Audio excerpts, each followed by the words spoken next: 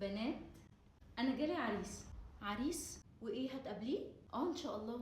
هو على فكره شافني قبل كده وانا شفته من بعيد، يعني كنا في فرح في العيد، وبعدين هو شافني فسأل فوصل لمامتي، فقال لها يعني ان احنا نتقابل مره كمان ونقعد. بصي يا بنتي، انا عارفه ان انتي مش هتصدقيني، بس نصيحه مني ليكي، فكري 100 مره قبل ما تاخدي خطوه زي دي. الموضوع مش سهل خالص زي ما هو بيبان من بره. ونصيحه، عيشي وسافري واشتغلي وحققي كل حاجه نفسك فيها وبعد كده اتجوزي. الجواز مش هيطير. لا بصي، هو انا بأيدها. انا واحده من الناس اللي ما عملتش اي حاجه بدراستي. انا روتيني هو يوميا. بصحى، احضر اللانش بوكس واودي المدرسه، وبعدين افضل احضر الغدا لغايه اما يرجعوا ياكلوا، وبعدين اعمل الهوم ورك عشان انيمهم، وبعدين هو يجي بالليل يتعشى وانام واصحى، وهكذا نفس اللي بيحصل كل يوم هو. يعني انا من الاخر عايشه عشان هم يعيشوا، لكن انا ولا حاجه. ويا ريتها بتيجي على الدراسه بس زي ما انتي بتقولي. انا واحده من الناس اللي كنت بشتغل وماسكه بوزيشن كبير جدا، ما انتوا الاتنين عارفين. واول ما خلفت قعدت في البيت ولسه بشم نفسي وبقول الحمد لله الولد مسك نفسه وهنزل الشغل. قال لي لا طبعا، مين اللي قالك؟ احنا لازم نخلف تاني عشان الولد ما يطلعش وحيد. ده غير بقى المشاكل اللي بتحصل في البيت والفجوه وقله الكلام. تحسي في الاخر ان انت قاعده مع حد غريب. انا مش هنكر فيه ايام حلوه، بس في ايام كتيره قوي عاديه. ده غير طبعا الايام اللي فيها نكد في النص. فانا وصلت لمرحله اللي هو ليه؟ هو انا ليه بعمل في نفسي كده؟ انا فين؟ ايوه بس ثواني يا جماعه، يعني انتوا كنتوا اكتر اتنين في الشله مستعجلين ان انتوا تتجوزوا. انتي بالاخص ما كنتيش حتى عايزه تستني السنه اللي باباكي حددها عشان تتجوزوا، وانتي اكتر واحده وقفتي قدام اهلك بسبب المشاكل الماديه اللي حصلت في الاتفاقات. فبصراحه حاسه ان انا مستغربه في حاجه مش مظبوطه. ماشي يا ستي، هو ده كان غلط مننا، وديك عايزه تغلطي نفس الغلطه مع انك شايفانا قدامك. كل الناس بتتكلم على طل بالابيض.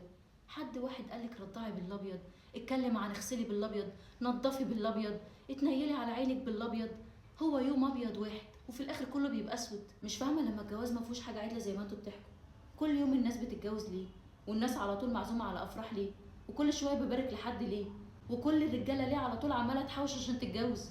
لا عادي، هو بس جرى العرف ان احنا كبرنا فلازم نتجوز. تحس ان انت طول الوقت بتسابقي حاجه انت مش عارفه ايه هي، بس هي اي حاجه لسعادتك. وطول الوقت احنا خايفين بقى من العمر، من كلام الناس، نبقى عانس، اهلنا يزعلوا، اي حاجه. المهم ان انت بعد ما تحققي كل اللي الناس طالباه منك هتلاقي ان انت ولا حاجه. تمام، فهمت قصدكم. عموما ربنا يعمل فيه الخير. يلا انا هقوم امشي بقى عشان الولاد عند ماما. انت عارفه اكتر من كده هتبتدي تتصل وتصرخ في التليفون. ما لسه بدري يا جماعه، انتوا لسه جايين، ما لحقناش نقعد مع بعض. في ايه؟ لا حبيبتي انت رايقه وما وراكيش حاجه. انا لو ما روحتش هلاقي واحد رامي لي ابني في الشارع، كل ده هو قاعد بيه عشان اجي اقعد معاكي. سيبك منها يا بنتي، دي رايقه. يلا خلاص، حقكم عليا، انا جايه اوصلكم. سلام. ايه الاخبار؟ صحابك مشوا على طول ليه؟ يعني ما لحقوش يقعدوا؟ لا ما انت عارفه كل واحده وراها بيتها وجوزها و100 حاجه لما تروح. ماما بقولك ايه، هو انت مش شايفه موضوع ان انا اقابل العريس ده ملوش لازمه دلوقتي؟ يعني ان احنا ممكن ناجله. مش حاسه ان انا في حاجات كتير قوي ممكن احققها قبل الجواز، قبل يعني ما ارمي نفس الرميه دي. ايوه بس انت ليه بتقولي كده؟ الراجل احنا ولا شفناه ولا عرفناه.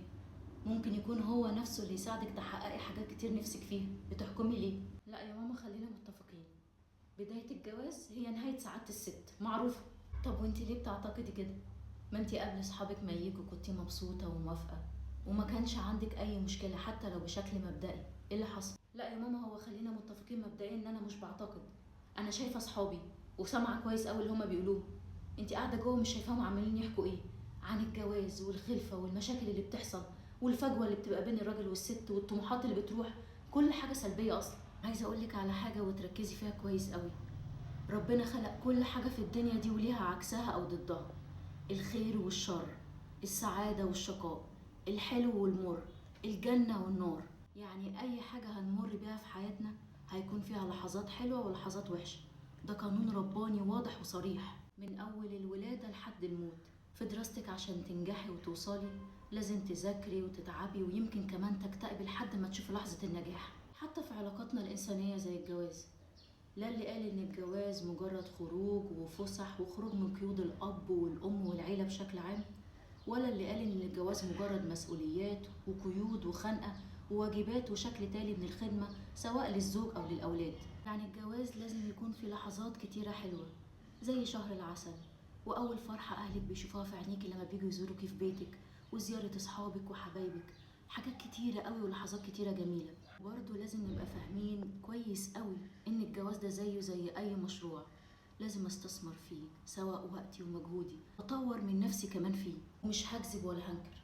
في الجواز برضو ممكن يحصل مشاكل، ممكن تهز العلاقة وتهز كيان أسرة كاملة، وساعتها لازم نتعامل معاها بحكمة وعقل.